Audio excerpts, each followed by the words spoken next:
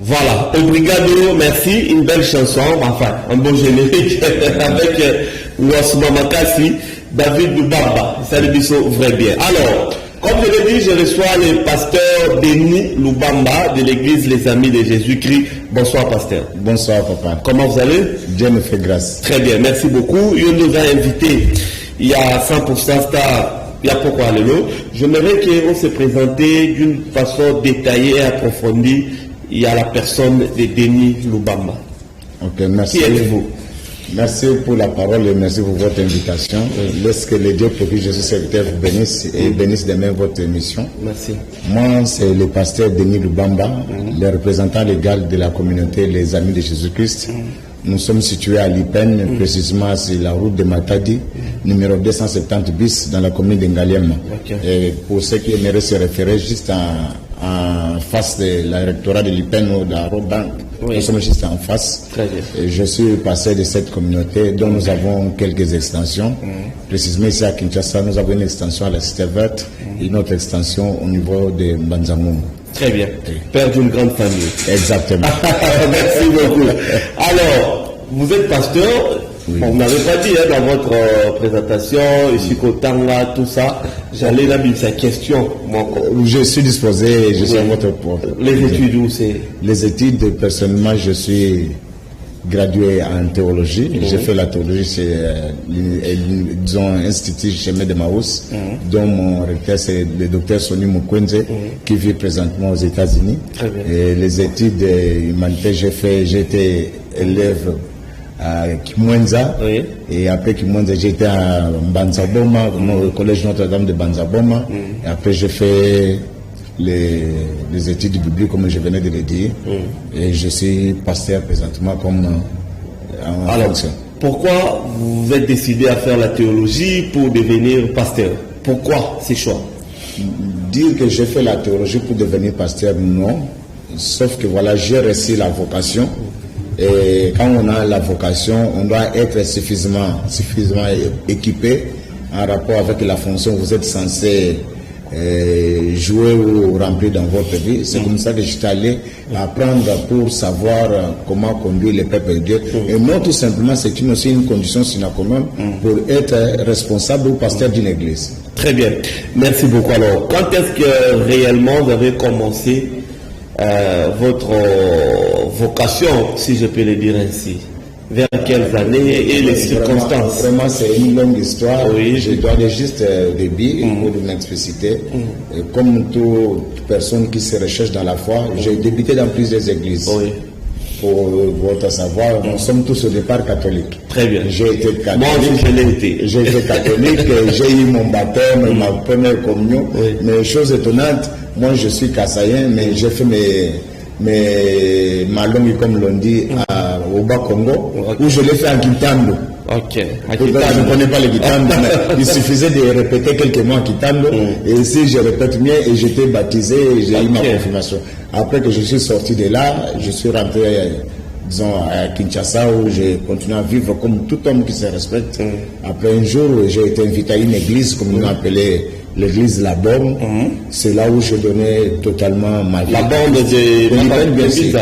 Oui, de Lipen. Ok. Oui, c'est là où je donnais ma vie à Christ. Là, c'était vers quelles années? Ça, c'est les années 90. Les années 90. Très bien. 90. Okay. Donc, pour votre information, j'ai presque 30 ans dans la foi aujourd'hui. Très bien. Plus de 30 ans dans la foi. Plus de 30 ans. J'ai donné ma vie à Christ. Après, à un certain moment, j'ai évolué. Et comme je grandissais dans la foi, il y a eu une conviction de la part de Dieu que je puisse commencer à servir. Je suis allé me pointer dans une cellule de l'église de la Borne où j'étais chargé de l'évangélisation. Et l'église de, disons, cellule de télécom où j'ai fait l'évangélisation. Après cela, dans l'église de la Borne aujourd'hui, si vous allez trouver un département qu'on appelle le département de la dévotion matinale, c'est moi le dépositaire. Dévotion matinale. Dévotion matinale de l'église La Borne, c'est moi le dépositaire. C'est vous qui avez installé cela. Exactement. Jusqu'aujourd'hui, ça vient à l'église La Borne et ce département a sorti plusieurs pasteurs aujourd'hui que je ne sais pas énumérer aujourd'hui. Et j'ai commencé cette dévotion à l'époque de la Deuxième République où on avait le phénomène Hibou. Hibou, ouais. Et je me souviens, un jour, je sortais de chez moi parce qu'on était là chaque fois à 5 heures du matin. Parce que la chose, j'avais vraiment les fardeaux avec. Je me suis réveillé trop tôt. Je n'ai pas tenu compte de l'heure. Je suis sorti. Il faisait 3 heures du matin. Et quand j'arrive au niveau de l'entrée de la borne, c'est la sentinelle qui me récupère pour dire 3 heures. Oui. Il me disait, c'est ça, il m'a battu la bombe. Il y a 7 heures. Alors, comme j'étais déjà là, c'était un fait accompli. Il m'a permis d'entrer et attendre les autres qui devaient me rejoindre vers 5h30 pour faire la dévotion matinale. On a évolué. Et après un certain moment de mon parcours dans la foi, un bien-aimé qui est déjà décédé par son âme, le frère Désiré, il est venu m'apprendre quelque chose. C'est Josué Madimba, à l'époque appelé Guigui Madimba. Oui, Guigui Madimba, les sponsors d'Empire Bakuba. Exactement. Il s'est converti à cette époque-là où la chanson Guigui venait de sortir. Et lui, il a donné sa vie à Christ. Quand il est venu maintenant pour apporter la parole de Dieu à ses amis qui habitaient l'Ipen.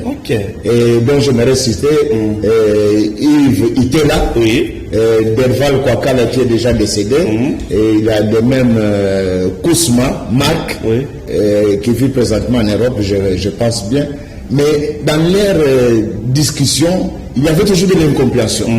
De telle sorte que José Madi me venait à peine de se convertir, il ne maîtrisait pas assez de choses, il a été difficile qu'on trouve de l'harmonie. C'est comme ça, comme un me connaissant, comme quelqu'un qui a déjà fait longtemps dans la foi, ils m'ont intéressé. Alors le jour où je suis allé, et je les ai écoutés, après un moment il y a eu encore des couacs. Ils n'arrivaient pas à s'attendre. C'est comme ça que j'ai demandé qu'on m'accorde la parole si je pouvais m'expliciter. Quand je me suis explicité, alors c'est comme ça que Guigui Madimba à l'époque, qui est devenu Josué, adhérait à ma personne. Donc vous les avez convaincus. Exactement. Et comme c'était un regroupement de jeunes qui venaient et tout, il y a eu maintenant des personnes qui venaient à cause non seulement de prier, pour voir Guigui Madimba chanter, très bien, qui s'est converti. Alors, chose étonnante, moi qui étais déjà dans la foi pendant bien des années, on commençait à nous appeler les Guigui. Ça, je n'ai pas aimé. Je n'ai pas aimé, je dis non. Mais je ne suis pas les Guigui. Non, comme tellement qu'il y avait des gens qui venaient et tout ça, je dis non, on doit avoir quand même une connotation. C'est comme ça qu'on parlait avec lui. Guigui a appelé aujourd'hui Josué. On a parlé, on s'est dit, on est tous jeunes. Et à l'époque, je le cite, Sylvain Bouema venait avec nous. Il y a bien des personnes qui sont déjà. Sylvain Bouema, exactement. Il venait avec nous. À l'époque, on a organisé même une activité où Saddam Kongolo Mobutu était aussi invité. Et on a fait des choses à l'IPEN. Je citerai même Olengankoy qui avait adhéré aussi à une de nos activités. Donc c'était des années 95, 94. Donc c'était ça. Jusqu'à ce que on a donné une connotation à ces jeunes groupes. On a appelé RJC, le regroupement des jeunes chrétiens. Très bien. Pour ne pas être appelé des Guigui. Et on a évolué. À un certain moment, c'était les grandes personnes qui s'intéressaient. Il dit, mais nous voulons aussi venir être édifiés par ce que vous faites. Mais vous êtes tellement jeunes, vous nous appelez des jeunes. Et c'est comme ça que je parlais encore avec Guigui, pour lui dire que voilà, on ne doit pas être obstacle à l'évangile. On doit changer de connotation, ça ne change rien. C'est comme ça qu'on quittera RJC pour RCA. Un regroupement des chrétiens en action. On a enlevé les homogènes. Ça, c'est très bien. Alors, Guigui avait son église appelée Miel, moi j'avais mon église appelée La Borne, Deval avait son église appelée Le Messager à l'Ipen. Ce qui fait qu'il y a des gens qui ont adhéré à nous, mais qui n'avaient pas d'église d'attache. Alors, qu'est-ce qu'ils se sont dit? Allez, nous, on doit rester ici. On n'a pas d'église d'attache, vous devez nous encadrer. Très bien. Alors tout le monde s'est retrouvé dans ces églises. On avait des gens qu'on conduisait, mais qui n'avaient pas d'église d'attache. Alors ça a été devenu une préoccupation. J'étais dans la prière, j'ai dit à Dieu, qu'est-ce qu'on doit faire de ce monde? Parce qu'ils sont déjà là. Est-ce qu'on doit les renvoyer? Il ne sait pas aller à l'église où moi je suis, il ne sait pas aller à l'église où il y a Josué, il ne savait pas suivre les autres. C'est comme ça que Dieu me dira, depuis longtemps que je t'ai mis là, tu ne sais pas quoi je t'ai appelé. Très bien. Et là, ça a réveillé ma conscience. Et ça tombait de comment le pasteur Roland Dalo, avec qui j'étais à la bonne, comme un aîné dans la foi, il revenait de terminer ses études au niveau de Kenya. Et quand il est venu de passer vers nous, lui a placé comme pasteur assistant. Il a reçu un message pour moi. Je le cite, certainement il va suivre. Ok. Et il m'a dit, Denis, tu peux venir au bureau, j'ai un message pour toi. Et c'est comme ça qu'il m'affirmera que Dieu lui a dit que je dois répondre à l'appel. Très bien. Je dois répondre à l'appel. Comment? Parce que j'avais une église d'attache, il y avait des gens qui dépendaient de moi. Exactement. Et que je ne pouvais rien faire d'autre. Ouais. C'est comme ça qu'un jour, je déciderai d'aller vers mon pasteur, Jacques Vernon. Ok, Jacques Vernon. Jacques Vernon. Vous avez parlé? Oui, je suis allé dans son bureau, il m'a reçu. Je lui ai expliqué la situation. Jacques Vernon ne voulait pas des choses d'une manière disparate. Exactement. Alors il m'a dit catégorique. Il m'a donné un conseil. Il dit non, je ne te conseille pas de faire quelque chose d'à part. Tu dois rester ici. Et s'il y a lieu qu'on vous donne une extension, on va vous donner. Moi, j'ai dit, mais le problème, c'est quoi? Les membres que je conduis, ils ne veulent même pas adhérer à la borne. Ils veulent être dehors. Alors, je ne sais pas quoi faire avec. Et quand je lui ai parlé comme ça, c'était à la présence du pasteur Bomboko, qui est de l'église La Borne Barumbu. Il y avait le pasteur Oulibola, qui est de l'église La Borne Mongafura. Ils étaient témoins. Il a demandé à ces deux pasteurs, connaissez-vous les pasteurs et les jeunes hommes ici? Je dis, nous les connaissons, c'est un frère zélé. Et automatiquement, il me dira, donne-moi tes mains. C'est comme ça que le pasteur vraiment prendra mes mains, il priera pour moi et dit, je te donne ma confiance. Très bien, allez-y. Va, mais garde contact. Avec la borne. Avec la borne. Très bien. C'est comme ça que je suis parti. Quelle année? C'était les années 96. 96, très bien. 96. Vous êtes parti de la borne. Je suis parti de la borne. Je commençais maintenant à conduire le regroupement des jeunes et le regroupement des chrétiens en action. RCA. Alors, on devait avoir des kits le matin, le dimanche, on s'est dit qu'on ne doit pas être un regroupement. Dieu n'a pas envoyé les gens faire des regroupements. Il a voulu une église. Pourquoi on doit continuer à faire un regroupement? On doit être communément une église. C'est comme ça qu'on se mettra encore une réunion. On dirait que voilà, on doit changer le nom de regroupement. On doit être une église, mais avec une identification. C'est comme ça qu'on quittera encore des regroupements à mon église, mon Sinaï. Mon église, mon Sinaï. Église, mon Sinaï. Église, mon Sinaï. On n'était plus regroupement des chrétiens en action. Et après qu'on a évolué, on était maintenant une église qui était conduite par plusieurs personnes. Alors moi, le Seigneur m'a confié. Je suis allé faire maintenant les études publiques. Je parlais avec mon mentor qui est Sonny Mukwenze. Il m'a dit que voilà, avec les études publiques que tu vas faire, tu seras maintenant en contradiction avec tes amis. Parce que tu seras au-dessus. Exactement. Parce que tu verras des choses autrement. Alors j'avais à l'époque aussi un professeur qui m'a donné le cours de, si je ne me trompe pas, d'herméneutique, Espen Bakadi. Je cite de Mangembo. Et il m'a reçu un jour, on a parlé, il m'a dit, tu auras aussi des problèmes. Avec la connaissance que tu es en train d'acquérir, avec les amis, ça ne va pas. Il fallait se détacher des autres. Mais ils ne m'ont pas demandé de se détacher, ils m'ont dit seulement que tu auras des problèmes. Et ce qui est vrai, j'avais maintenant une autre façon de voir des choses. Différemment des amis. Et ils étaient un peu autrement et moi j'étais autrement. Alors dans cette préoccupation-là, ça a commencé encore à être une culpabilité à moi. Alors c'est comme si je voulais influencer sur les autres, je voulais dominer sur les autres. Je suis allé en prière, sans le pasteur Roland. Très bien. Qui m'appellera encore? Roland de Philadelphie. Philadelphie, bien sûr, je le cite. Il m'appelle toujours le Kinangaya. Il y a des grandes relations. Les parcours étaient le jeu. Exactement. Il m'appellera, il me dira, tu connais pas dans mes habitudes. Dieu m'a dit que tu partes de là où tu es. Très bien. Et que tu commences l'œuvre. Mais il ne m'a pas dit quand. Ça, c'est le propos de pasteur Roland que je n'oublierai jamais. Alors, c'était déjà une préoccupation à moi. Je suis allé voir les amis. Je dis, regarde ce que j'ai comme conviction. Je dois partir. Mais je ne dois pas partir en détruisant là où j'étais. Donnez-moi un temps où je dois préparer les relèves. De telle sorte que quand l'œuvre restera, qu'elle puisse être bien conduite. Après cette réunion, moi je me suis éloigné. Ils ont fait une autre réunion après moi. Ils ont dit non, ça fait non. Ils veulent préparer les gens pour partir avec. Et c'est pour ça que partir seul. C'est comme ça qu'on m'appellera pour précipiter les choses en disant voilà, à la place de prendre le temps. C'est comme ça que je suis parti. J'étais en prière chez moi pendant 2 semaines. Je cite encore une dame servante de Dieu, pasteur Vicky Mabilama, la femme de Théo Mabilama. elle a reçu un message pour moi. Elle m'a appelé pour dire que Dieu m'a dit de te dire de ne pas rester à la maison, de commencer l'œuvre. Je suis allé sur une avenue avec une maman que j'ai encadrée, qui venait de perdre son mari. Elle était veuve. Et j'allais tout le temps le soir chercher à les consoler, consort. Et comme je me suis retrouvé dans ces besoins-là et que je n'avais pas une place pour l'église, ça avait commencé là. J'ai demandé, voilà, je vais commencer l'œuvre. Toujours à l'Upen. Toujours à l'Upen, c'est l'avenue Kimbangu. Je dis, est-ce qu'on peut commencer quelque chose ensemble? Je dis, pasteur, vous êtes le bienvenu. Alors, il n'y avait pas assez d'espace. Très bien. Il y avait un espace devant elle et il y avait un citronnier. Et c'est ce citronnier qui nous a servi de premier temple. Donc, l'église a commencé sous un citronnier. Maintenant, il y a une grande bâtisse. Exactement. Très bien, merci beaucoup. Belle histoire, vous êtes vraiment avec Dieu. Alors, 20 ans passés, l'église les a mis de Jésus-Christ.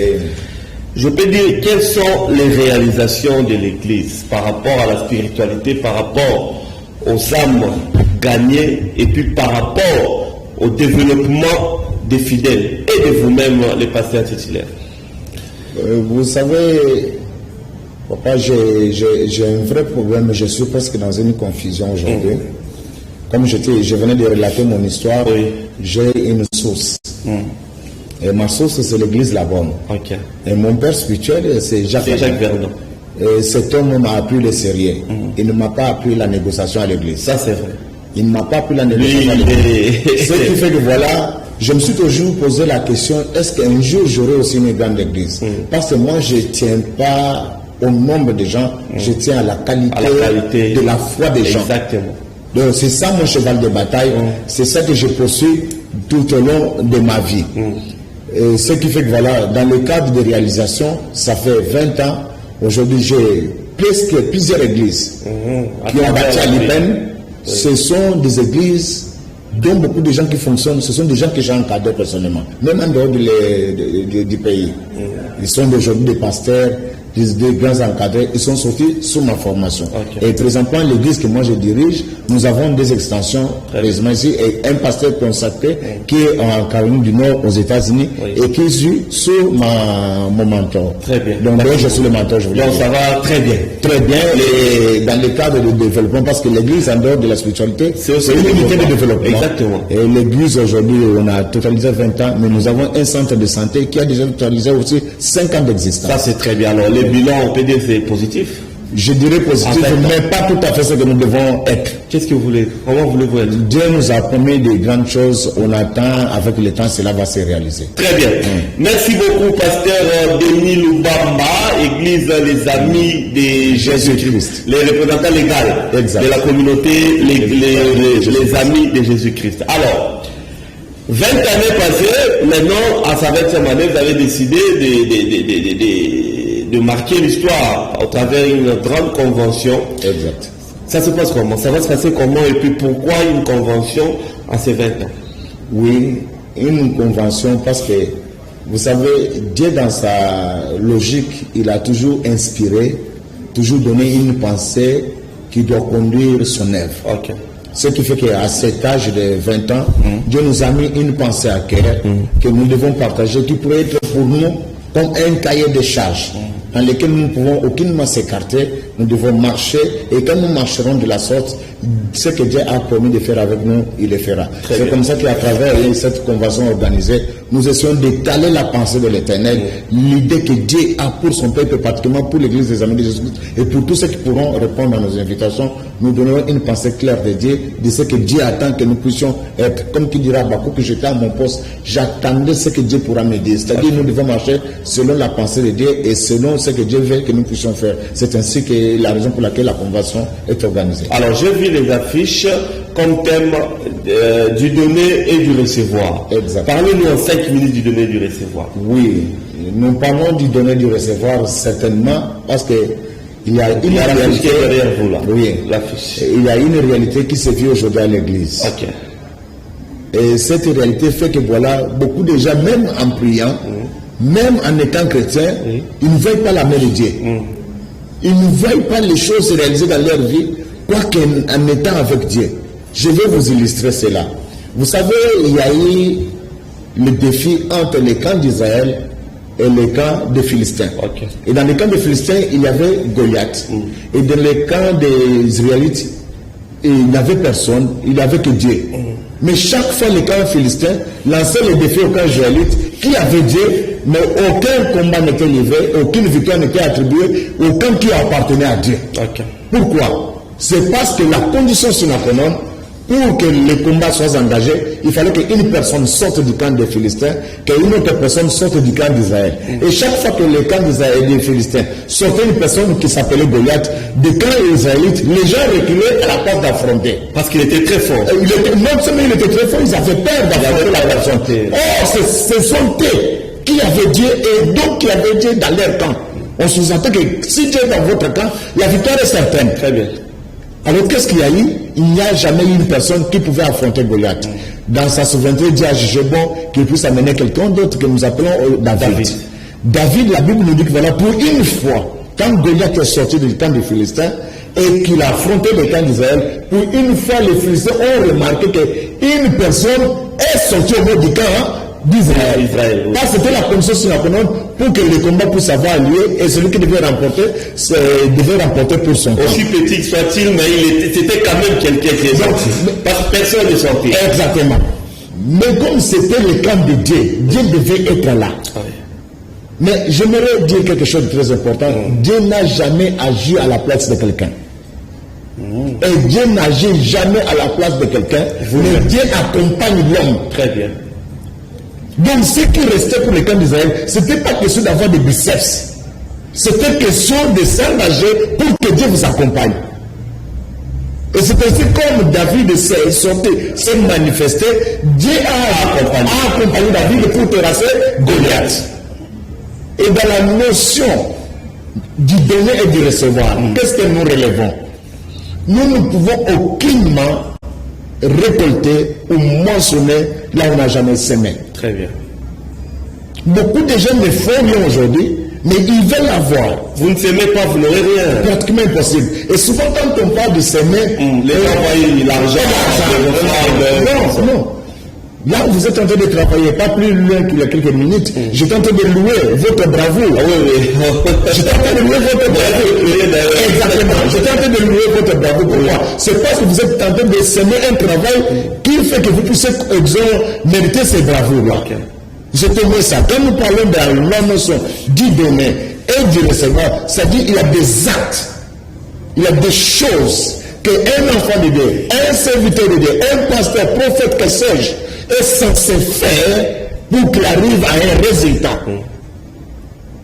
Et si vous n'êtes pas en mesure de poser des actes qui peuvent vous amener à un résultat, il est difficile. C'est ce qu'il a dit. On ne peut pas mentionner là où on n'a pas semé. Et si votre semence est aussi faible, laissez-moi vous dire, la récolte sera de même aussi faible. Donc ça veut dire qu'il faut avoir du courage, il faut faire quelque chose, il faut travailler. On peut donner son intelligence. Okay. On peut donner ses muscles, autrement dit sa force physique. On peut donner ses idées. On peut donner ses compétences à tous les niveaux. Sur tous les plans. De la vie.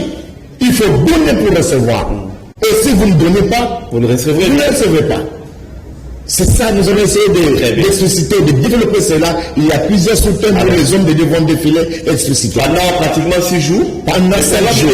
Le programme, il est comment? Donc, nous débutons le mardi 21 jusqu'au vendredi 24. Et le samedi, on va avoir un petit repos et nous allons clôturer dimanche le 26. Alors, il y a plusieurs orateurs. Il y a plusieurs orateurs à l'affiche. Oui. Même vous êtes hôte de la conférence. Mais il y a les orateurs.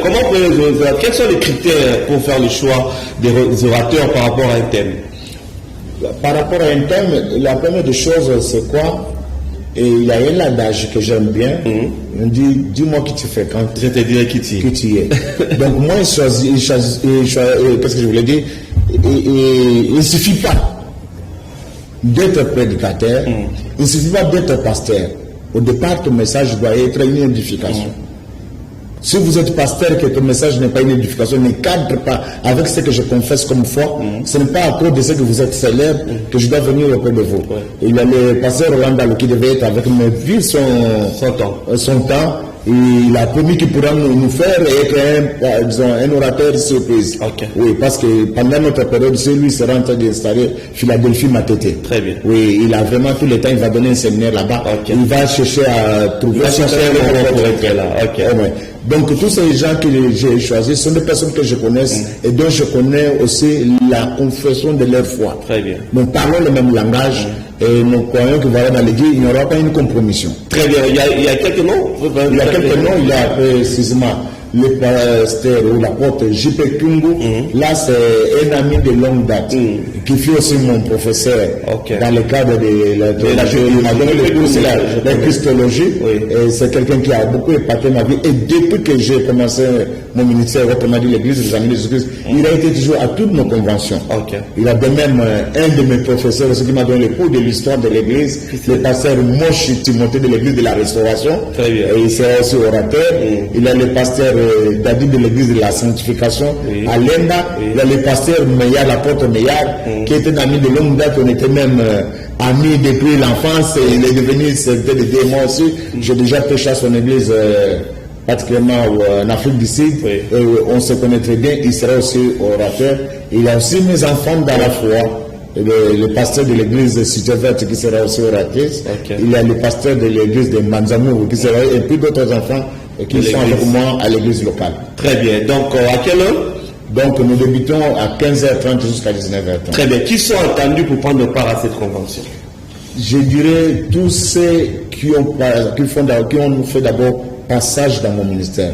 Même si vous n'êtes pas encore, vous n'êtes plus dans notre église, l'église où je dirige, je vous le dis, vous êtes déjà conviés parce que les 20 ans d'existence vous concernent parce que vous êtes aussi les fruits de mon ministère. En dehors de cela, tous les sympathisants qui sympathisent avec ma personne, avec mon église, avec ma vocation, ils sont les mêmes conviés. Et toutes mes relations, mes connaissances et tous ceux qui ont reçu nos invitations, qui auront pris connaissance de l'organisation de ces grandes assises, je les demande d'être là. La population, le public aussi. Tout le monde peut venir. Même si vous êtes un passant et que vous trouvez que l'activité de se passer, vous avez la liberté du venir. Très bien, merci beaucoup. Alors, il reste plus que 10 minutes, le pasteur Denis Lubamba. Les lieux, il est où? Et c'est, comme je viens de le dire, c'est à l'IPN, particulièrement dans la commune de Ngaliema. Très bien. C'est route de Matadi, non loin de la terminus, c'est l'IPN, en face de l'université pédagogique nationale. Alors, nous sommes juste en face. Quels sont les objectifs poursuivis au travers de cette convention? Ce n'est pas seulement fêter les 20 ans, il y a quand même des objectifs que vous poursuivez au travers de cette convention. Vous remarquerez que voilà, dans ce que nous sommes en train de dire, nous allons célébrer plus les derniers jours, mais l'objectif c'est d'abord l'édification. Très bien. On va transférer ou bien faire savoir notre expérience, notre savoir et édifier aussi les autres. Comme qui dirait la Bible, quand vous serez affermis, affermez aussi tes frères. Nous allons prendre la petite connaissance, la petite expérience que nous avons, nous allons mettre à la portée des autres qui aimeraient bien nous écouter, édifier comment aller de l'avant. Très bien. Merci beaucoup, pasteur Denis Lubamba. Au travers votre speech, vous avez cité le nom de beaucoup de pasteurs. Ça, je vous applaudis, parce que vous, les pasteurs, il y a aussi des petits trucs, des petits problèmes avec vous. Je ne sais pas quelles sont vos relations avec d'autres serviteurs de Dieu, notamment le pasteur, prophète, apôtre et autres. En tout cas, comme je le sais, je venais de le dire que voilà, j'ai une source. Je suis né de le nouveau. Et quand quelqu'un est de nouveau, la première chose que je recommande, c'est la communion fraternelle. Qui dit la communion fraternelle, c'est être en bon terme avec tout le monde. Et la Bible conditionne cela. Si vous voulez réellement voir Dieu, il faut rechercher la paix avec tous. Et la sanctification, sans laquelle personne ne verra Dieu.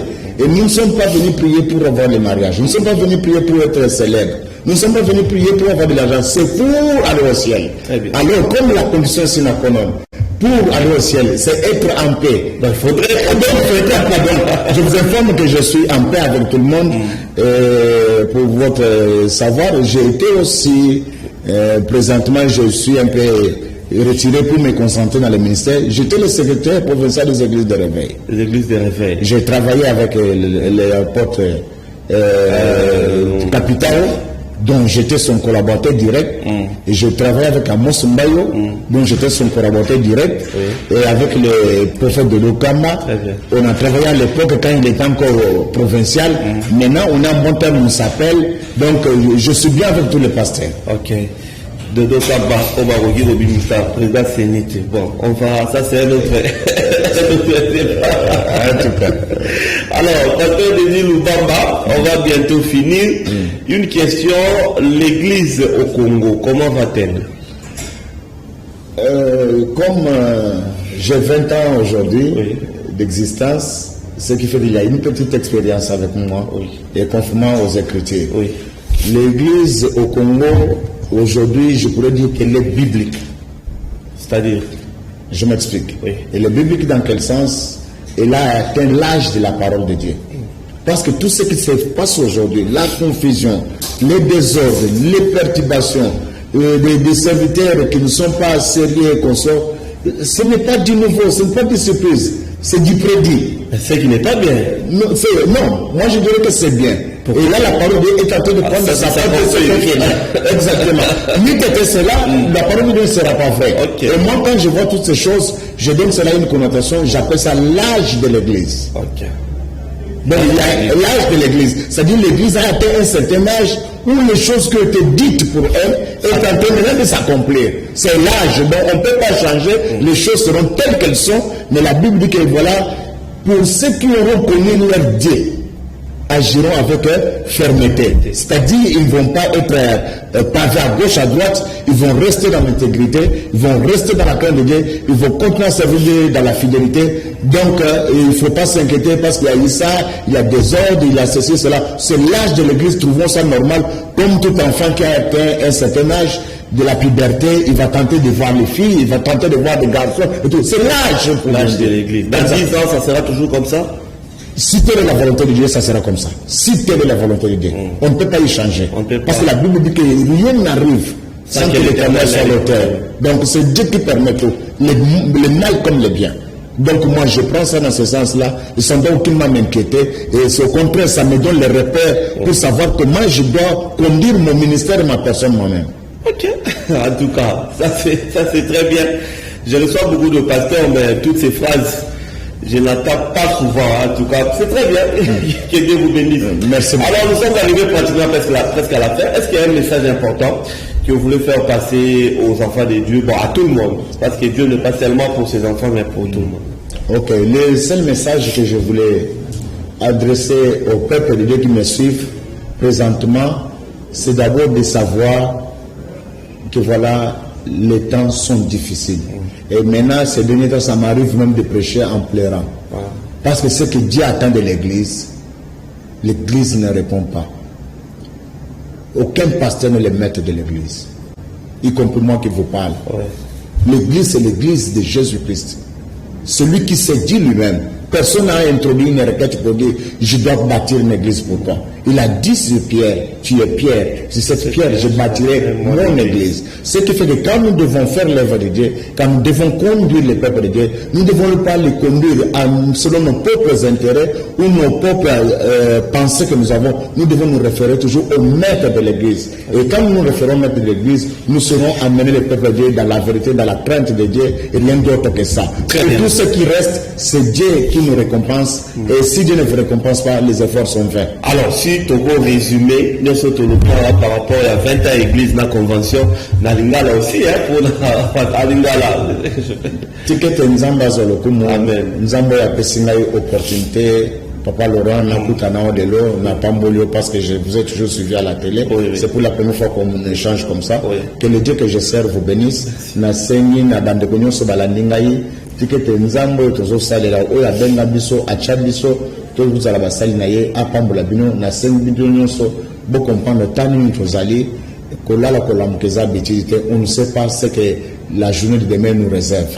Sachons comment marcher, tout passera. Tout passera. Même si vous devenez, j'ai toujours dit quelque chose en disant que voilà, personne ne connaît encore la gloire na kata mboko lokola Mobutu. Mon côté. Mais na moni gloire Mobutu asalaki aleki. Alors je n'ai pas envie à voyeba que ça la fait gloire que un jour je passerai.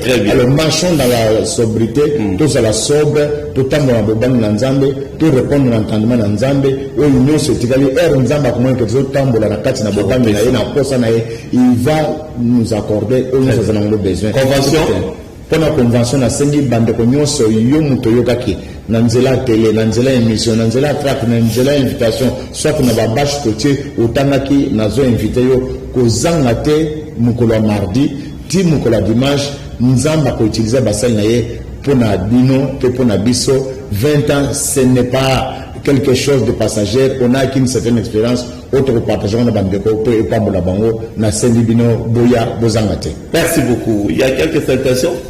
Quelques salutations. Vous voulez que vous citez par le numéro de téléphone. Ok, je salue d'abord mon épouse qui est la première fidèle que j'ai eue dans mon église. J'ai commencé avec mon épouse. Elle continue avec moi et travaille. Maman Varège Lubamba, que Dieu la bénisse. Il y a ma fille qui était ici, Nishan Zeba, qui est toujours à mes côtés pour faire quelque chose.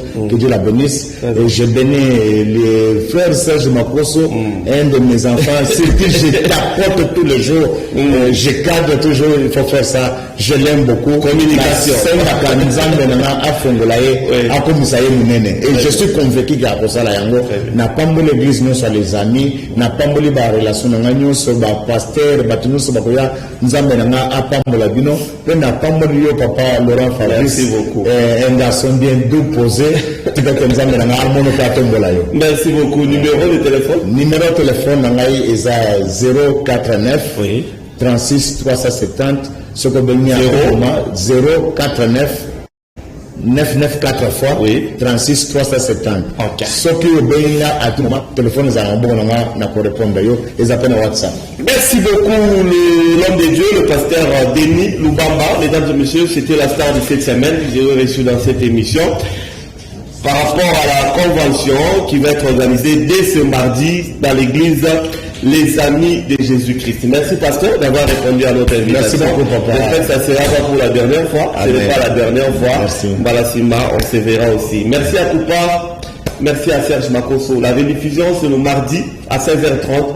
On va se retrouver le samedi prochain avec une autre star.